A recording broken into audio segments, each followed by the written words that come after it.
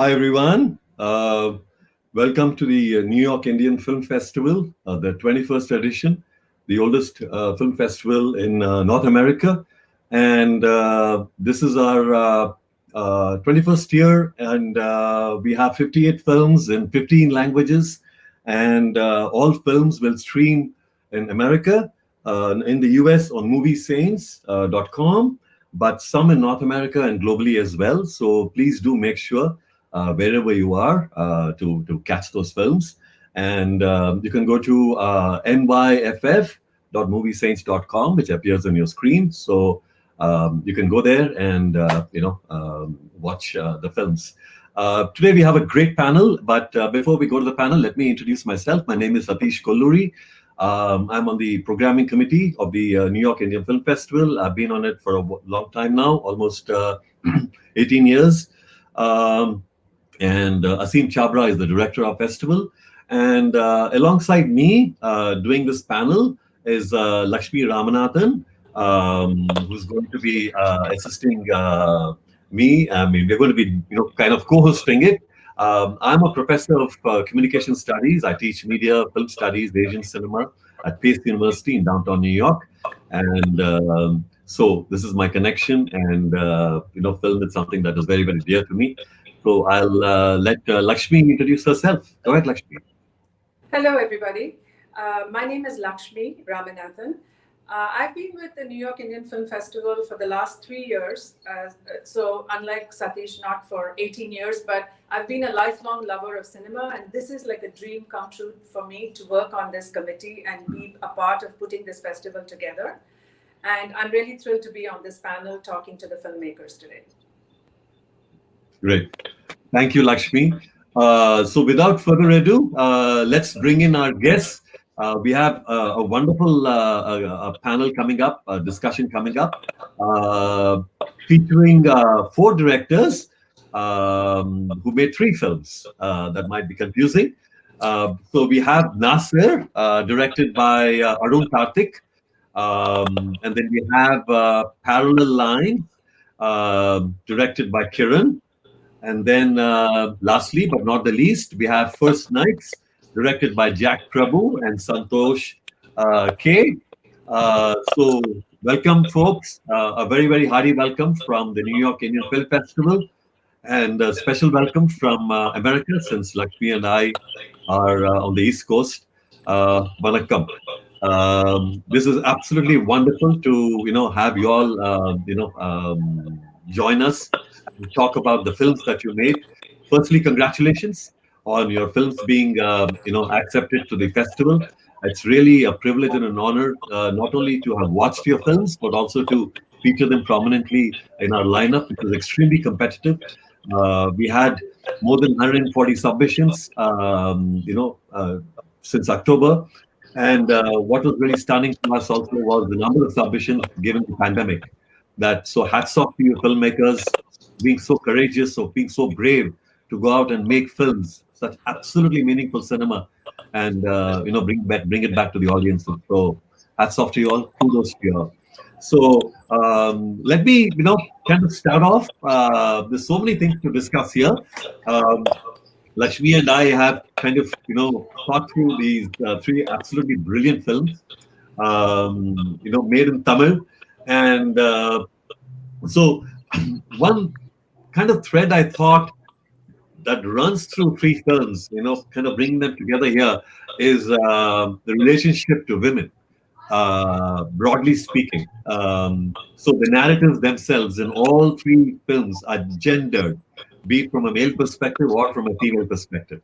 Right, be it Nasser, be it Parallel Lines, or First Nights. So we kind of, I wanted to open it up in terms of the genesis of the idea to make the kind of films that you made. So let me start off with Arun. Arun, how did this idea come about to make Nasser? And congratulations on winning awards at other festivals and being featured. But how did that come about in terms of the idea to make a film like Nasir, which was just an absolutely amazingly paced film. So, how did that come about? Hi Satish, hi Lakshmi, and hello to fellow filmmakers. It's glad to be here chatting with all of you. So the idea germinated from the short story that I read back in 2013 called A Clerk's Tale by Dilip Kumar. In Tamil, it's called Or Kumastavan Kadai. So I had read the story when I was making my first feature, and then I told myself that someday I'd like to turn this into a film because it's a fascinating story of how one man connects to his immediate vicinity and what happens to him, and it's also a statement of what happens around him. So that kind of fell in the lines of how I relate with cinema, how I relate with characters and all. So I was briefly after making my first film, I was working on another script, and then there was this on this particular day there was this riot in 2016 September in Coimbatore, and that kind of showed me the reality of this whole communal intolerance that was all around. So I was getting obsessed about the story that I had read 2 years earlier, and I thought like, okay, this is like a sign. Let me embrace this sign. Let me go back to that short story, and I started reading that story again and again. And I thought, okay, this is the perfect thing because I kind of believe in certain things that in science, like Jim Morrison says, the day is divinity. So choose your sign. So I chose my sign that this particular social reality that I witnessed is probably telling me that I should be expressing this because I could not shake it out of my head. So I went back to the story and started work on it. I contacted the writer and then I got the rights to the story, and then I basically started pre-production on the. Great. Yeah. Kiran. Yeah. So okay, yeah, my turn, right? Okay. Yeah. So first of all, thank you for having me and my film. It's really a great honor. So coming to the genesis, frankly, this film happened in a way where like I wanted to do my film, as in like I want to make a film.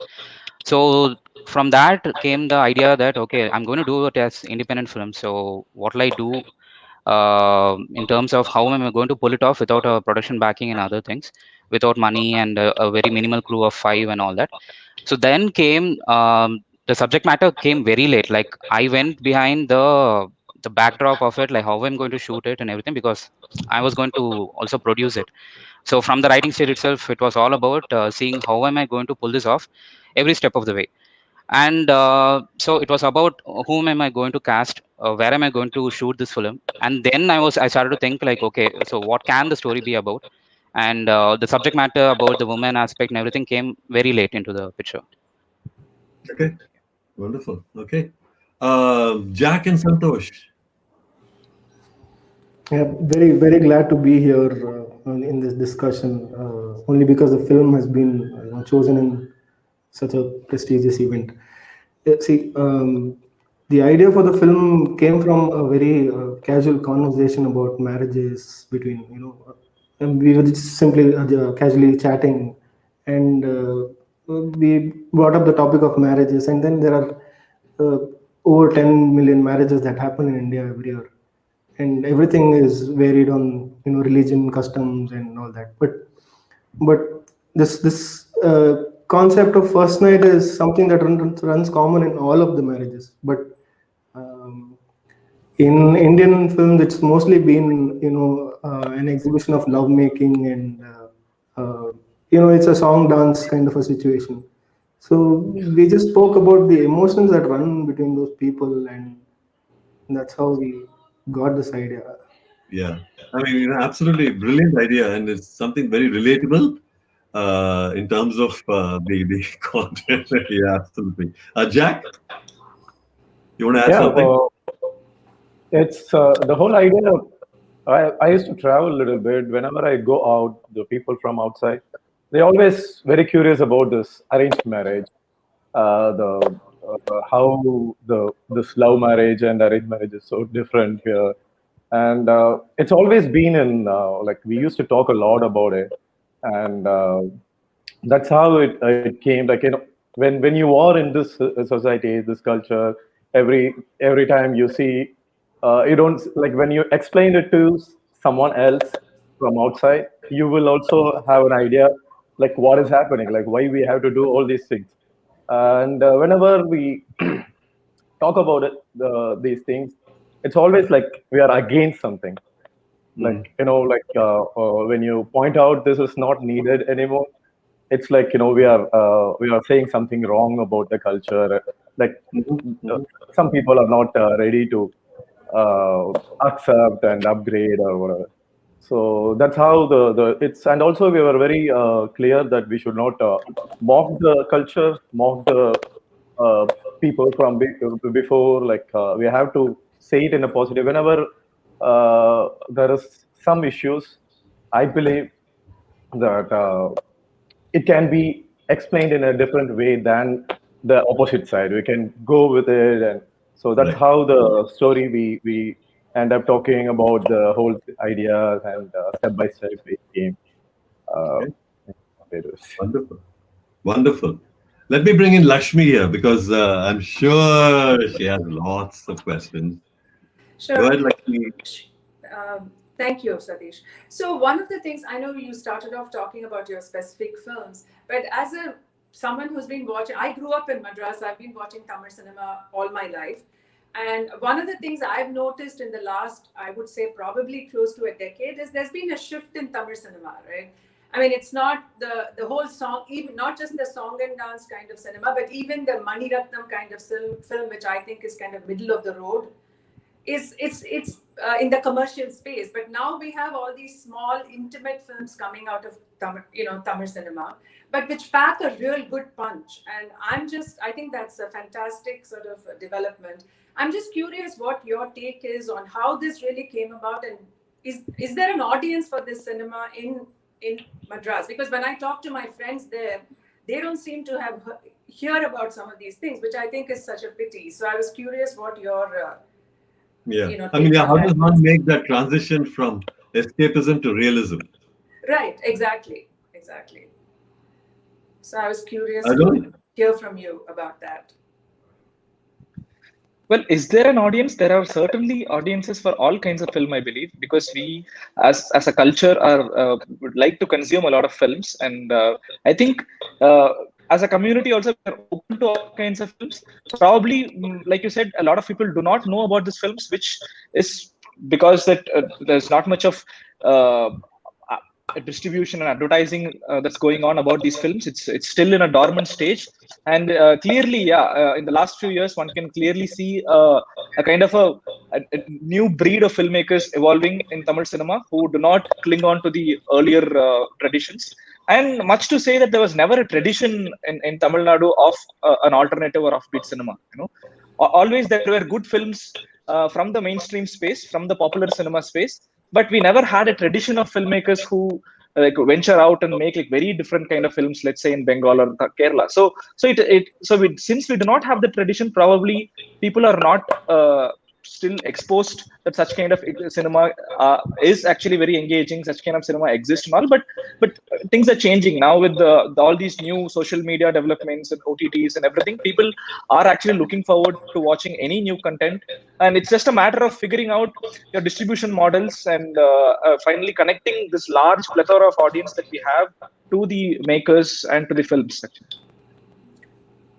Sure. I mean, just to Lakshmi and I were talking about this the other day, Arun.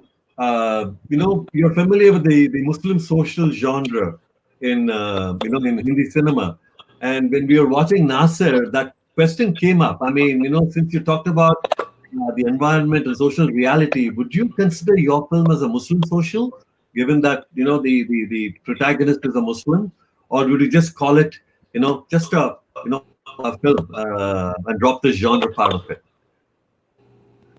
Yeah, I was never attracted to genre films per se. I would say, if you ask me, I would define this as a film about a working class man and what happens to him on this particular day. But then, of course, the intricacies are he happens to be a Muslim person, and everybody also identifies him as a Muslim person, which is a cultural identification. And it's also a reduction of a human value, that you reduce a person merely to his religion or his looks or his race or anything. But then I don't set out trying to make a Muslim drama in the tradition of films in Bollywood or in Tamil or elsewhere. I just wanted to portray a working class man in the way I relate to him, and also in the way I relate to the subject matter and to the reality that I'm in connect with. Okay. Yeah, very interesting. I mean, there's so many things to talk about in terms of the storytelling and also the technical aspects of the film. And I watched all these films. In fact, when I watch all these films, I put on my headphones. And one thing that just keeps blowing me away is the sound design. We'll come to that later, but it's just incredible. Lakshmi, you wanted to add something about the pace of Nasser? Do you remember Yes, the I pace of think the film? so. One of the things I think I wanted to also ask about was the whole cinema verite kind of look to the approach to Nasir. Right, it's just unfolds that a day in his life, and so I was curious how that how long the shoot took and how that really came about. Because I'm in terms of that location and the people and everything. So I just wanted to know a little bit more about the shooting experience also. Yeah. I mean, the length of the shoot and also the length of the shot. Right. It's like watching Andrei Tarkovsky there, It's just a slow pan, it's just incredible. Yeah, go ahead, Arun. Yeah, interesting you mentioned cinema verite, because maybe perhaps in the essence of the film that it kind of feels like cinema verite, but actually the way we went about it was not cinema verite, because it was carefully constructed kind of a film. Each moment, each shot is pre-planned. So there is not, of course, we improvise a bit, but it's not a casual intervention with the reality or with the actors. So in the way we went about shooting the film, it was not verite, but perhaps it seems so because we engage with real spaces. Probably that is what tries to bring this illusion of cinema verite. Because if you look at the tradition of cinema verite from Jean Rouge to so many other filmmakers who followed later, you don't begin with a plan. You actually make your plan as you just. It's a freewheeling kind of a structure. But what I wanted was the essence of a day has to be there, because a day in anybody's life is freewheeling, right? You never know what is going to happen in the next moment. That is the reality of the day. And this short story had an inherent form that it started that particular day, and it ends on the night of the day. So I wanted to embrace this form, and within this form, to actually make you feel that actually this person goes through multitudes of emotions or multitudes of different strata of people and all of that. We had to construct it. It's So this construction probably took a lot of time for me to figure out. I spent about 2.5 years in the location. The moment I decided that I'm going to adapt the story, I'm from Coimbatore, and this location is hardly like 20-30 minutes from where I live. I live in the outskirts of the city. I live in a village, but I made it a point that I have to live in this particular space because it's a very volatile space. It's a space where absolutely only Muslims live in those few streets. And so I went and took up a house there, because I know that you cannot be a tourist to your own location. I cannot just land up one day there and try to make a film about them. And also, these market spaces, it's very difficult to figure out how you're going to film, because all along we knew that our mise-en-scène had to be carefully constructed. Because, see, when you're talking about when you're building a day, one of our preoccupation was it shouldn't just feel like it is his present day. It should also feel like his past is also similar. Probably his tomorrow is also going to be the same. So to kind of crystallize his past, present, future in a singular day, you need to like imbibe the feelings of a day in ways that is kind of structured. By structured, I mean that you should always get the feeling that you're watching a story. It's not a documentative, a verite kind of a take on life. It's a told story. So it is precisely for this told story that I kind of figured out what are the spaces we wanted to shoot and how we want to shoot. Like go to these locations every day, and even if it was the flower market or even if it was the one of the key facts about this story is that all the locations that we filmed in, I had some kind of association. The school that you have see in the film, where Nasir goes to drop his lunchbox to the owner's kid, that is the school I studied. Also, the school where the writer studied, and the shops that you see, the streets that you see, like right from childhood, we've been there. You go there to buy clothes, and so we know. I was quite familiar with the spaces that was mentioned in the short story. And also, when I wanted to shoot the film, I wanted to make myself more familiar in the sense that these are crowded spaces, and I need to know people, and I need to work with the people so as to not make them too conscious or not to create this whole chaos around, like, okay, we are making a film. That is something that I try to avoid. Like, a lot of people didn't even take us seriously. They're thinking that this. However said, I also work with a very small crew. There's hardly like 10 people around, and so which makes it easier both on the sound level and also visually, that you can actually create right vantage points where you want to look Yeah. a scene from. And in order to develop this eye, you need to like look at your locations at different points of the day, at different weather conditions, and see, okay, is this the space, or is this the focal length I want to see the character with? So once that happens, I think then it makes it easier to navigate this reality, to deal with the real people, because they've seen me for 2 years here and there, in and out, and they know, okay, this guy is trying to something, clicking his pictures of this space and all that. So nobody creates a fuss. Otherwise it could be a nightmare shooting in, because this is the heart of the city where I was making the film. And even though I had to figure out permissions from the corporation, from the police, and there were issues with it, I kind of got away with a lot of things because I tried as much as possible to adapt to the space. So that actually was a big learning, that the more you invest yourself in a certain space and try to work with the people around the space, it only helps you to express yourself better. That you don't have to just go there and grab whatever shot you get, because that is the last thing that we want to do. Because you want to create something you came there in the first place for.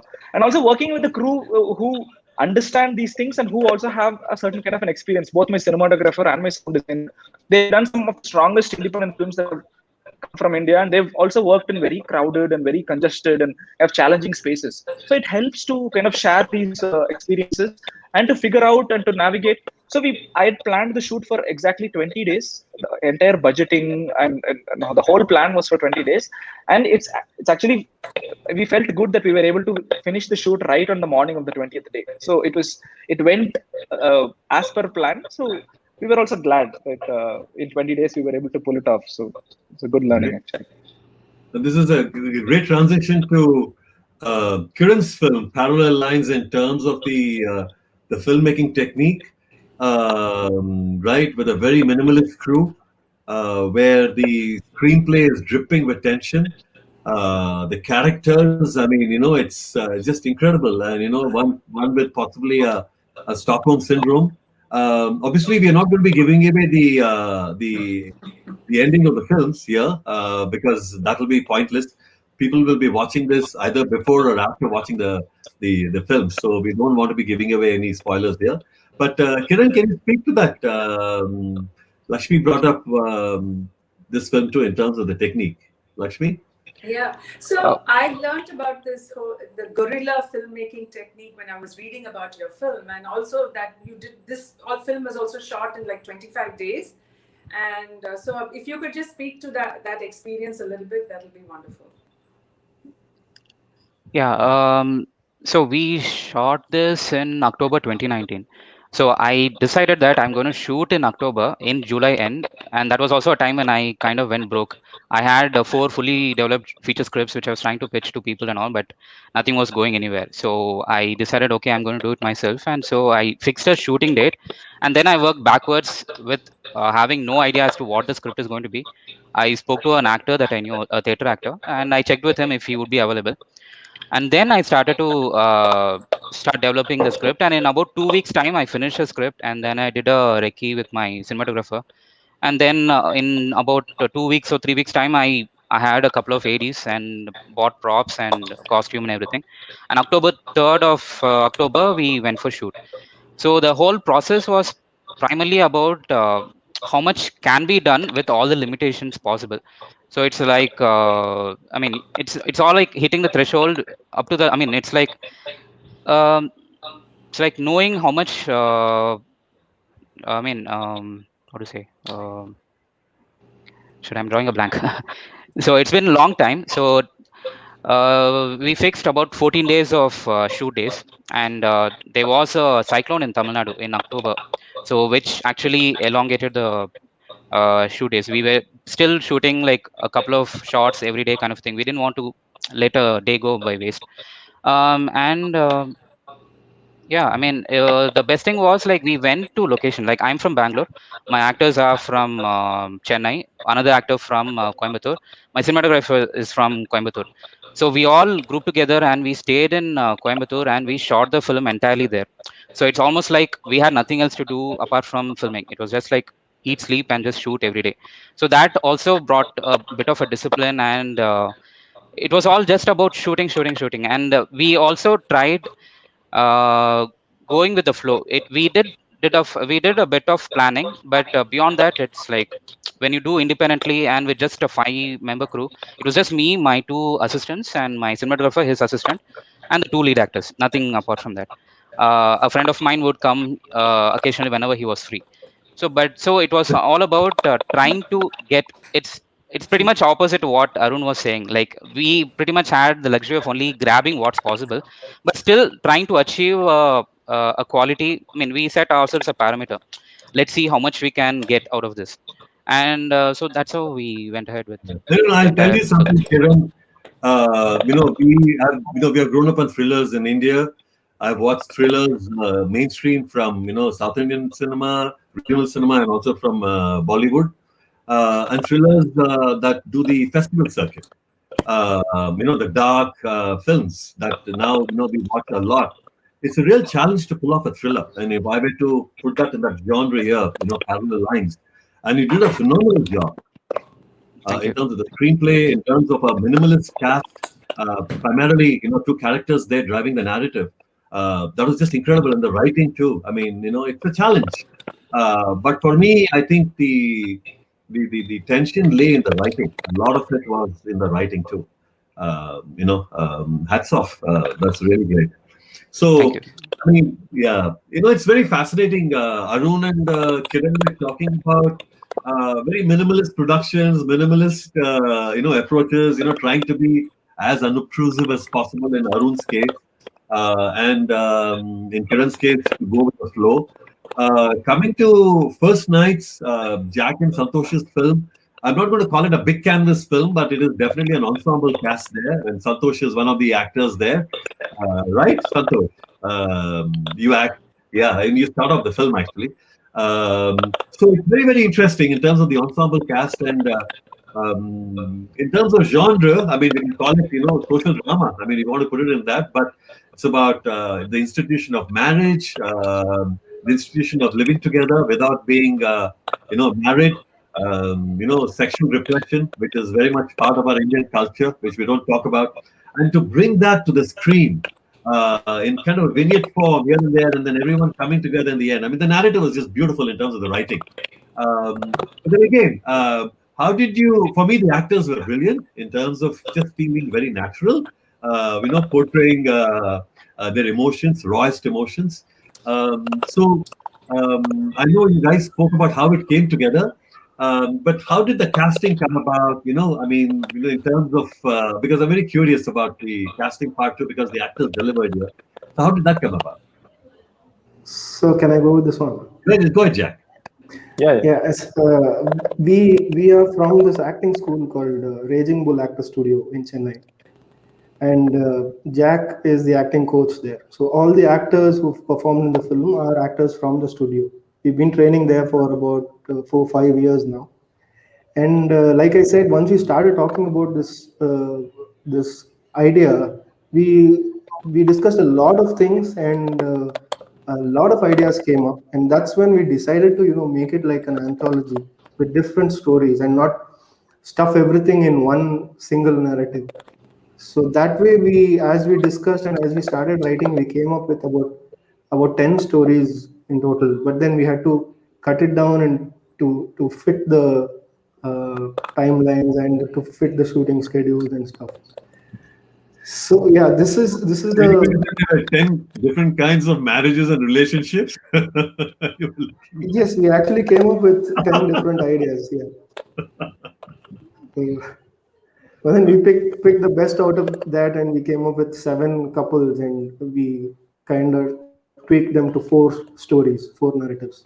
So this is to answer your question on the casting and the actors coming together.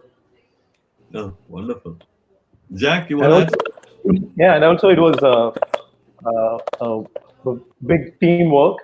All the actors, we know each other, we understand each other, how to pull this emotions and everything, and also about dialogue and everything. We first finished the writing and everything, and we made them to rehearse, and also we made them to improvise how you will react in this character, how what kind of emotions, what will be in you. So we did a lot of homework, a lot of rehearsal, and then we rewrote the dialects, and it was because of the actors, and it like our assistants were my students, the actors.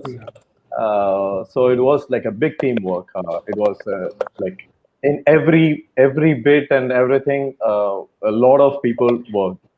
So it was like a big team Yeah. thing. And also, So with other the, than the yeah, go ahead. now, other than the cinematographers and the sound designers or the post production team, the production team were more or less the actors ourselves. We doubled up as assistant directors, we doubled up as the production crew. So we handled actors coming from outside, scouting for locations, and everything was done among the core actors who've played in the Seven story. No? Lakshmi? So actually, this is a great segue for what I wanted to ask, and maybe more to not so much to the Nasir piece of it, because you said it was a fairly structured shoot. But I'm curious to know how much of improvisation was part of your filmmaking, because both in parallel lines, when you look at that very tight interaction between those two characters, I was just wondering if it was all scripted, or was there some improvisation? And even in your film First Nights, with that ensemble cast and people doubling up and sort of working on the film in many capacities, how much of improvisation was really part of the filmmaking?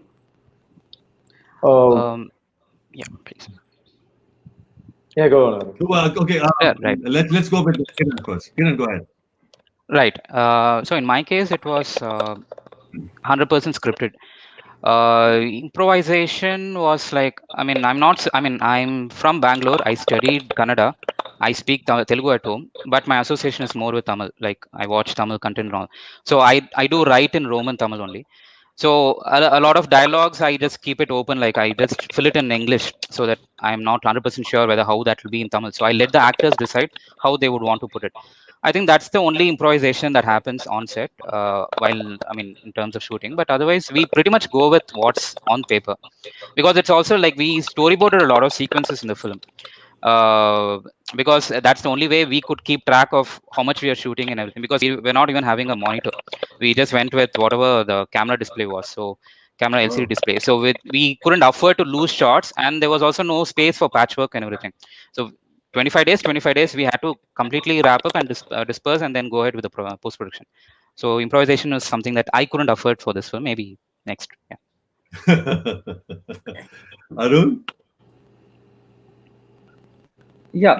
So what I meant by structured is that you always have a sense of it wanting to have a structure when you want to fix the coordinates of a frame. Okay.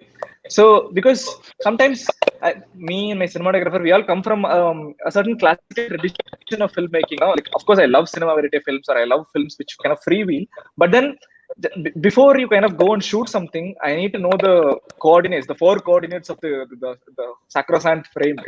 So both in a visual way and an oral way, like you need to know actually what you're going to do. But then not necessarily while scripting. So if you look at the short story and the screenplay, which I wish to publish at some time, and the look at the final finished film, actually at every stage, every scene is not the same. It's absolutely improvised. So but then it was written in a way that, okay, this is where we will go, and then with that particular written words, you go to the location and you try to bounce it with the actor. You try to see how light falls on the place. You try to see how your cinematographer feels about this whole the feeling of what is happening now and all that, and you try to actually at that moment fix something, and then you're doing multiple probably retakes or rehearsals, and then you arrive at the image. So I like the analogy, like Abbas says, it's the narrative emerges. Okay? So you don't conform to a preconceived notion of this is the narrative, In fact, I even think to extreme that until you're grading, you're still writing the film. Because once you shift the color, once you shift the sound, your meanings also shift. So you're always writing film until you kind of marry the print. Actually, improvisation is happening all the time. And to what extent is something that the story and the context demands. But then also, I actually engage myself in methodologies and workflows that kind of suit the moment. With Nasir, 20 days, we had like about 40 scenes to film, and probably on most days we shoot one scene or two scenes or three scenes, and most of the time it was just two scenes, and we would finish in about a few hours, and from that particular post noon or from evening, it'll all be a great time. We'll be having fun with the whole crew and very relaxed. We'll be talking about what probably we might do tomorrow, and most of the cases we might not be even talking about cinema, just talking about things, how the reality that we encountered today was, and all of that. So it was a very cordial atmosphere, and through that, and that atmosphere was something that I could never afford in the first film. So when Kiran and Santosh and Jack were talking, I could kind of relate where when you're doing your first film, there are super constraints with regarding your budget. I mean, there is always constraints, but regarding what you can actually do, and you're always nervous. But then the first films, there are always there are more things at stake. So I was actually going through a lot more pressure making my first film, and now, when making Nasir, I was able to enjoy myself more. And I was just being there and kind of communicating with my team better, and my team was communicating to me better, and there was absolutely no bitterness, and which we found was very strange. How can you go through a shoot without any issues or bitterness? So I think all of these things kind of help. And improvisation as an idea is something that I absolutely embrace, and it actually happens at every point, regardless of whatever ideology that you come up with. It is something that you have to open yourself to, because if you want to actually film life in its all with all of its nuances, then you have to actually improvise. You cannot be a conformist. Yeah, I mean, great. Coming to, I know Jack and Santosh kind of gave us a sense of how the film came together. But for me, the big thing in First Nights was the writing and the silences, those pregnant silences, and those the bobblehead nodding. There's a beautiful scene. I think in the Virgin Goddess, in that particular vignette, where when she's talking or barely communicating, and he keeps nodding, yeah, like what happened next? What happened next? I mean, there's incredible moments there. Talk about the writing part. Obviously the acting is extremely realistic. It's not like watching. I mean, that's the thing about festival cinema, right? I mean, the kind of films that we watch here, the acting is not theatrical at all. So we have shed that part of the, the root of acting. So it's not like a Rajnikant or a Shivaji Ganeshan or an NTR, literally bellowing out the dialogues. But here it's literally the silence that kind of dominates. So speak to that. Santosh? Sir, you're on mute, sir. Jack, you're on mute. Yeah. Okay. From the beginning, from the writing to the end, once in a while we get into this discussion, me and Santosh, that like, will this work? And it will be like, let's make a film for us. Like, let's enjoy. If we let's not go for this kind of audience, Let's make this you just, when you take a brush and paint, you just get into that, not where it will be selling, what is the kind of audience it will enjoy this. You have to enjoy it. So from the beginning it was like that. And scripting, it was very simple. Every part of the it's very simple. We planned it that way. Like, we don't want to go for too much of cuts. We want to get the emotions in the in his own scene. So like, we made it very simple, where the writing, everything was like straightforward, and all the technical work was done by Santosh. And so it was like very simple. And we didn't want to, like, this is not something we want to prove to someone. It's just for us. like what, like if you want to say something, say it. If you don't have anything, just shut up. So it's like that. Like, we talk about this a lot, and this is what something we want to make a film out of it. Yeah. So it was like And that. So it was. these are also emotions that we all experience in terms of Yes, yes, yes. So it's not as if it's everything. I mean, each vignette, oh yeah, this one, that kind of marriage. So for me, it's so fascinating when we talk about arranged marriage in India, and we try to explain it to Westerners here that couples fall in love after marriage, and here you fall in love before marriage. But now we also have a kind of an arranged marriage institution here with e-chemistry, singlemingle.com, right? I mean, people are kind of arranging to meet. I'm not talking about the Tinders and the Grinders. No, I'm talking about meeting and, study.com. So it's moved to where you are, even here in the West, arranging to meet. Yeah. So you are arranging or organizing the relationship, so to speak. So it's something that might resonate. That will definitely resonate here with Western audiences too, because arranged marriage is something that fascinates people who are not Indian. Yeah. Yeah. Even Lakshmi? even even now, Go ahead, go ahead, go even now, when you take the city, and like we see a lot of stuffs from city, love marriage and everything. Even now in rural areas, or like, not so city places, it's like, still it's very arranged marriage. We were going through a lot of, we asked a lot of people who got married, the experience and everything. So at that time we were so surprised that, like, the reality is still a lot of arranged marriages, percentage wise, it's like very much. Yeah. Actually, I came across very briefly, I came across the story, and it's kind of part of our reality in rural India too, or even urban India, where gay men get into a marriage, the institution of marriage, because they want to be recognized, and they have a private relationship on the side, but they have to keep up the facade of marriage, of being straight. But then you're gay and you have a relationship. So it is in rural India too. So it's not just, so it's fascinating the Yeah. way you cover the spectrum going from the NRI to the rural. Yeah. Lakshmi? Also, There was even a the film line about it. is Yeah, go ahead, Santosh. Sorry. also the line and the whole marriage, the institution of marriage is so common that we spoke to a lot of people and we got a lot of inputs. And when it came to writing, that's how we shaped the entire narrative. We There was so much for us to take from, and in fact, going by the amount of information that we discussed, and once we started talking about it while writing, it was a great experience. I mean, it was like like free flowing. The thought was free flowing, like Jack mentioned. So we just started painting with words. Hmm. I think speaking, going back to what Satish was saying, that the whole spectrum of marriage, I think it's sort of become very fluid in the sense the rules are all being rewritten almost. There's no pure arranged marriage or pure love marriage. There's a lot of hybrid.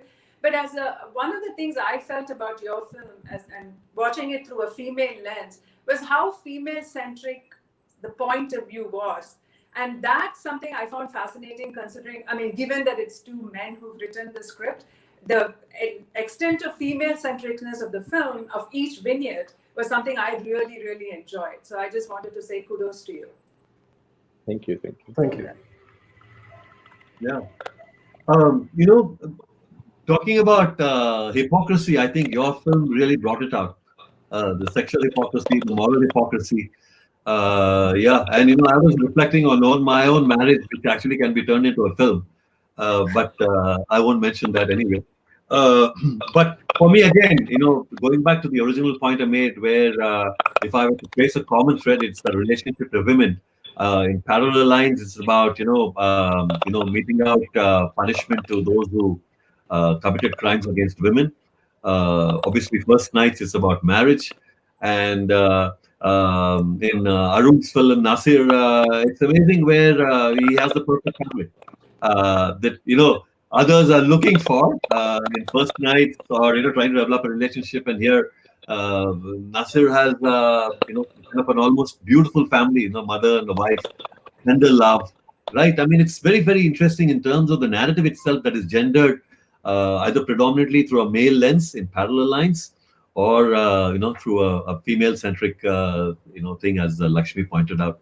Um, I wanted to bring in the sound part here. I mean, we all talk about the visual part and everything, and for me, the sound is really important because, over the years, films that we watch, independent filmmakers are extremely creative with the use of sound because you are, literally breathing in reality there.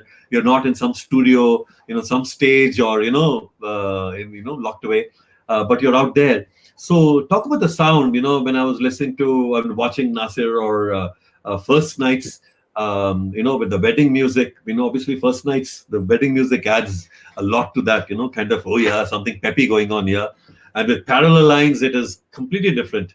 Most of it is a talking film. Parallel Lines is mostly a talking film. So talk to that, Kiran. Talk about the sound design part of it. I'm very curious. Uh, well, again, here budget was a big constraint, so I had to do sound design entirely for the film, and so it's also a film where we had to do dub post shoot ADR, and also like there was no pilot recording for the film. Like we used mobile phones to grab whatever possible, and then have that as a reference track when we were doing the dubbing. And sound design was, I think, that is something that I also incorporated in the writing process. Like wherever, I mean, my writing is something like I try to keep it like as if like any reader who's going through it would probably see the film as much as possible. So when it came to the sound design, actual sitting and working on it, like the challenge was primarily to keep it as real as possible, have all the foley sound effects intact, and then try to experiment a little bit with additional sound effects and the sound design and all that. But mostly with regards to this film, because I had to do it, and I'm not a sound engineer, so I knew nothing about sound. It's all about, as an audience, how I perceive sound and the quality that I set for myself. Like it has to match certain international films. So I was kind of constantly referring to films such as like Fight Club and all, because I also designed as well as mixed the film, and everything happened in my regular home PC with just headphones on. I didn't even check it in a surround studio or anything. So for me, it was all about seeing how much I can put and how much information I can get from online sources and Google and YouTube and all, like how to achieve certain sounds, and go with the cinematic experience. Like I just want to give an immersive feel through sound as well.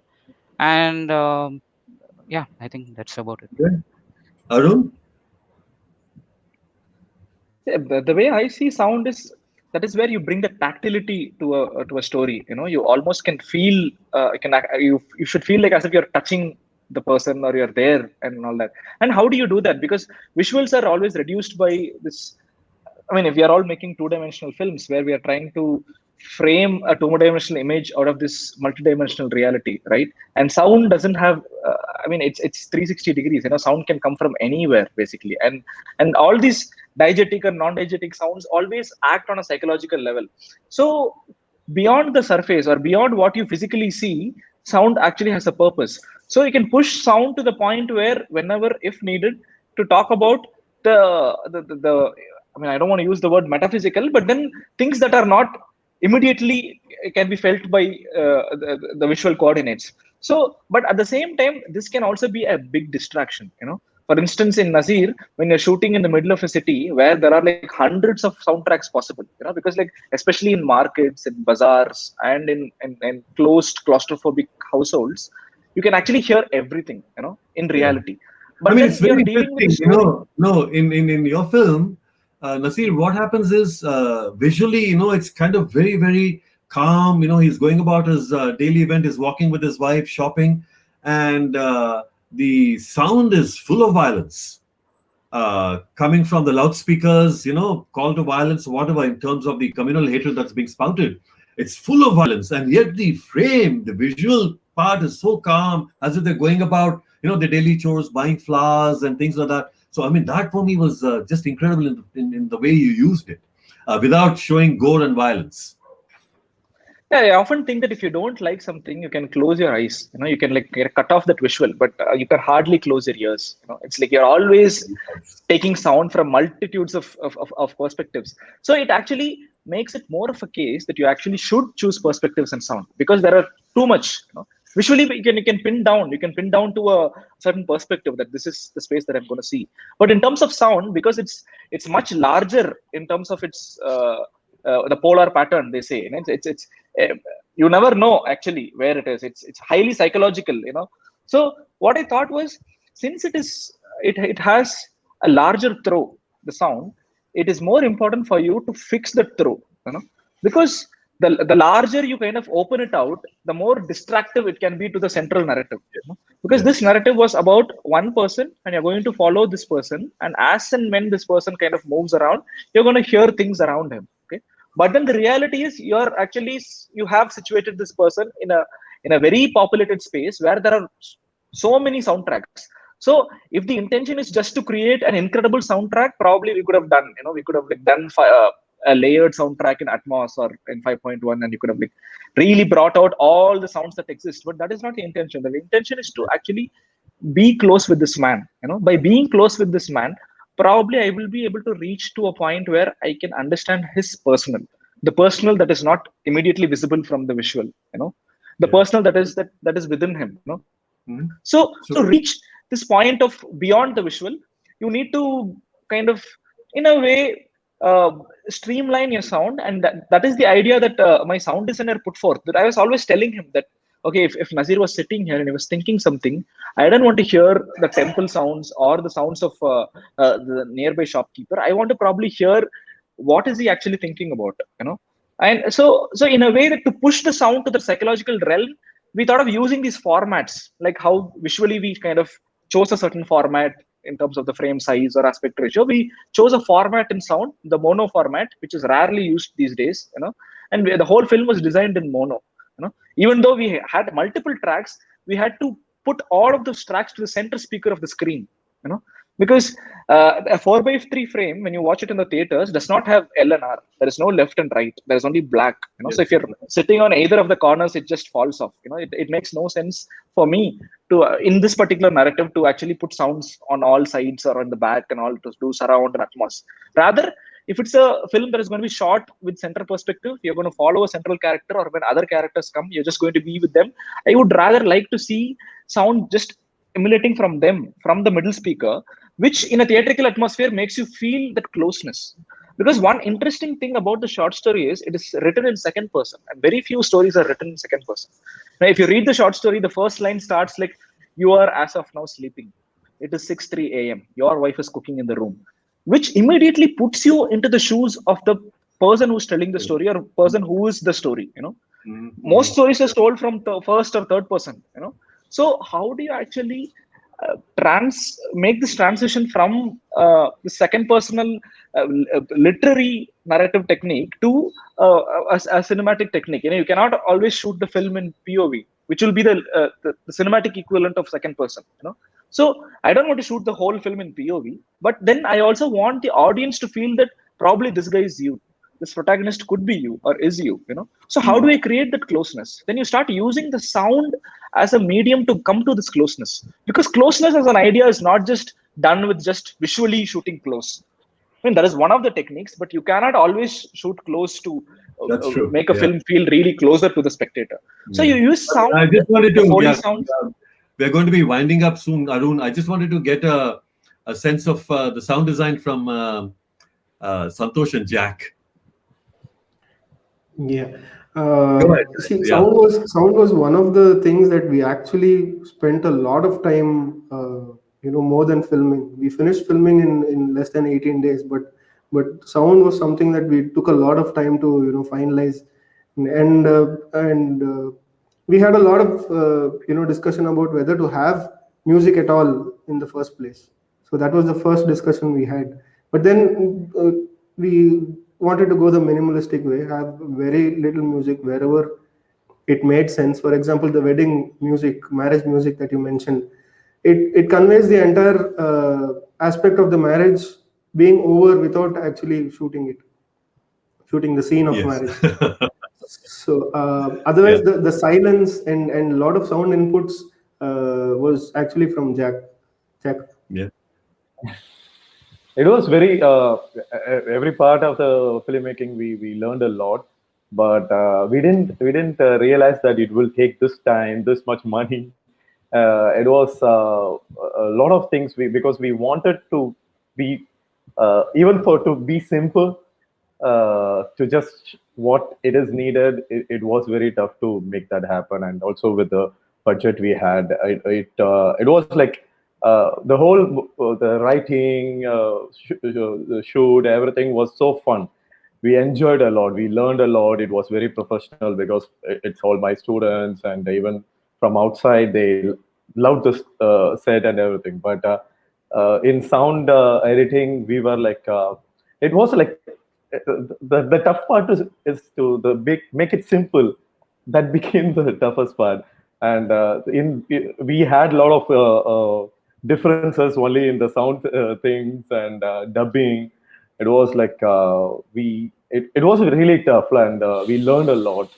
And yeah, as I said, like Yeah. to No, make no, it it's simple, really amazing. That's why I would highly recommend folks who are watching these films to put on the headphones and, because it's just incredible. Going to what Arun was saying, or Kiran, or you guys. Lakshmi, you want to add something before we conclude? Oh, you're on mute. Pleasure to be a part. Oh, sorry. It's been a pleasure to listen to you, all of you, talk about your process, and really get a sense of that. And after having watched and enjoyed the movie so much, call me crazy, but I just wanted to throw something out there. I would love if any of you have thought of making a film of that Perumal Murugan's book, One Part Woman.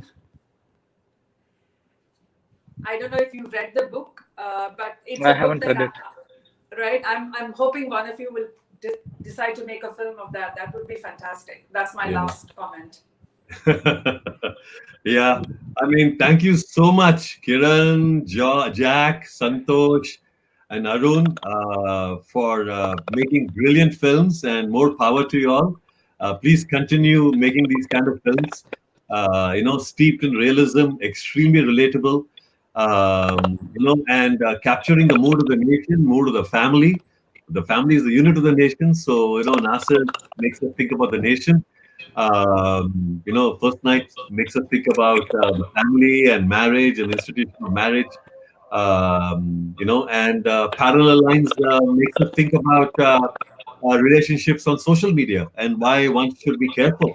And I think parallel lines also kind of points to mental health and how it can really screw up people in very, very insidious ways. So, and I think that is incredibly relatable themes. So thanks a lot for doing this Q&A. It was really wonderful, as Lakshmi said, to have this chat and learn so much about y'all.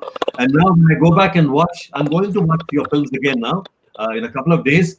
And I'm going to watch it with a different eye, obviously, different interpretation, because every time you go and watch a film, the same film, you come away with a different interpretation.